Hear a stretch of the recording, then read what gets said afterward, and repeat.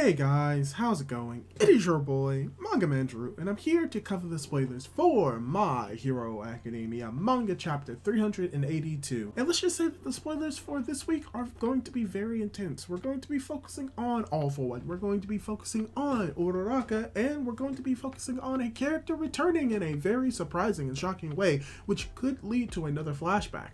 So let's dive into the spoilers and see what's going to be going on in this most recent chapter. So the title of this chapter is most likely going to be I Won't Let You Get Away, which is most likely referring to what happens at the end of this chapter if the spoilers are to be believed.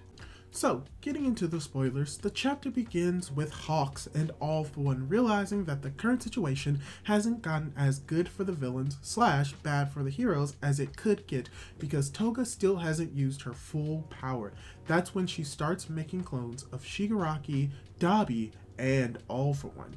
We see that Shigaraki's clone tries to use decay, but nothing happens. Cut to the girls, and Tsuyu says that she has a hypothesis. If Toga transformed into the other League of Villain members at the start and made clones of them, things would be over already. There must be a condition.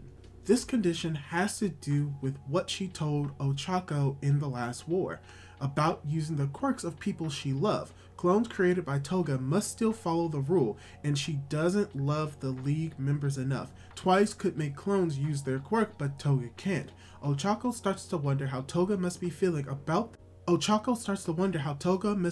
about this, and we see that she really is unwell. She says that she does love Toya and Tomura, but she can't use their powers. She already knew it because she tested it beforehand, but she thought things could have changed.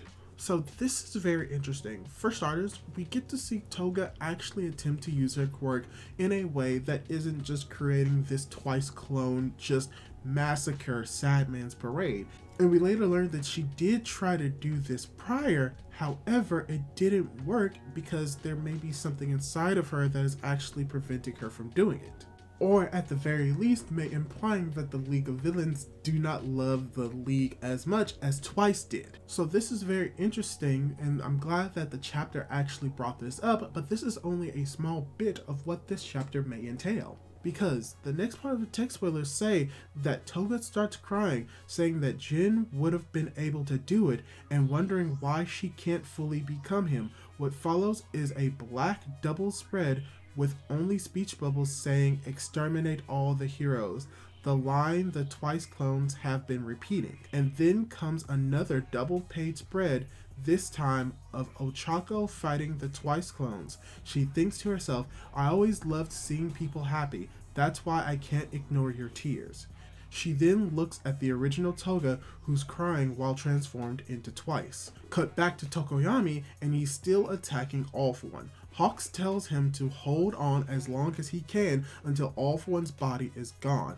Jiro tells the heroes to attack Dark Shadow to make it stronger. Kami creates an aura night sky and Anasa gives support with his wind. But it's useless because a big explosion comes from where he was. Dark Shadow is sent back and All For One says that these strong types are the most annoying to deal with.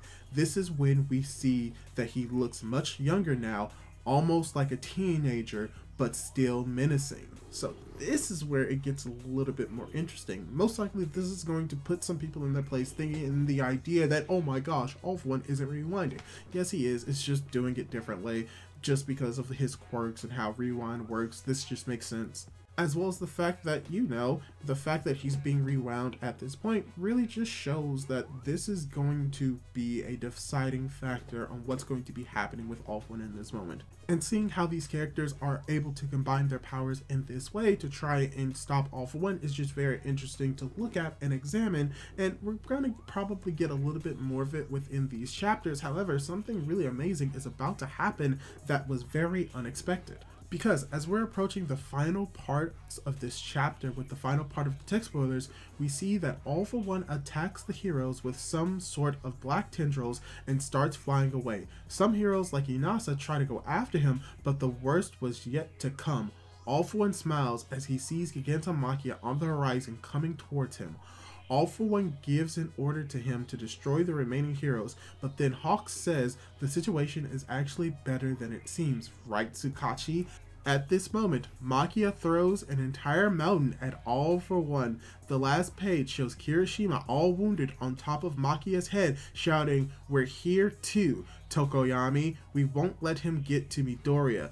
And next to him is Shinzo using his Persona chords.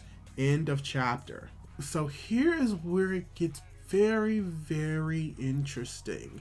Because of the fact that Shinzo is here along with Kirishima and Gigantomachia really means that everything is happening all at once. And even though we haven't seen the other battlegrounds, the things that are happening there are most likely going to be influencing and impacting what's going to be going on everywhere else.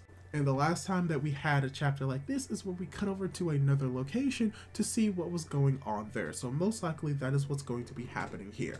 And it just makes sense that these battles would start to bleed into each other towards the end of the actual war, which is most likely happening within the span of like at most an hour. But yeah, this was a very fun chapter. I can't wait for it to properly come out so I can do my more proper review of it, because there's still some things that are a little bit iffy and in the air that probably won't be clarified until the actual chapter comes out, at least the early translations. But yeah, that's all I really have to say for right now. Hopefully you enjoyed the spoilers. Hopefully you enjoyed this chapter video thingamajigger.